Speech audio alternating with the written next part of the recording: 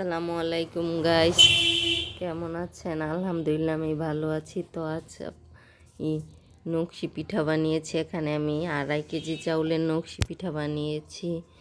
তো আমাদের নরসিংদী জেলা বিখ্যাত এই নকশি পিঠার জন্যই। এই যে দেখুন, এখানে নানান রকমের নকশি পিঠা বানিয়েছি,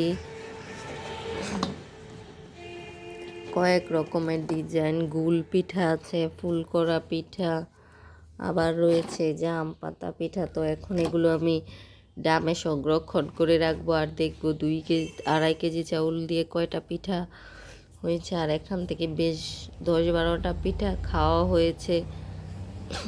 টাটকা যে পিঠাটা ভাজা হয় এটা খেতেই অন্যরকম ফ্লেভার, আর গুড়ের মধ্যে দিয়ে খেতে আরেক রকমের ফ্লেভার। তো আমরা সবাই একটা একটা করে আগেই ভাজা পিঠাটা খেয়ে দেখলাম কেমন হয়েছে, তারপর খাবো গুড়ের পিঠা ইনশাল্লাহ।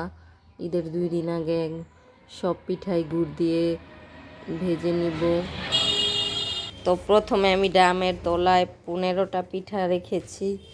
তো এখানে আরও অনেকগুলো পিঠা রয়েছে, দেখি আরও রেখে কতটি পিঠা হয়।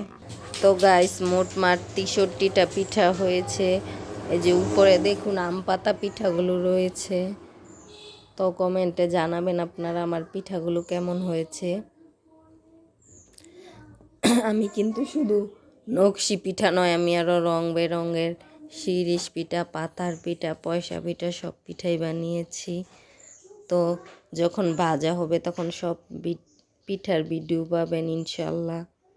তো আজকের ভিডিও এই পর্যন্তই শেষ। আসসালামু আলাইকুম।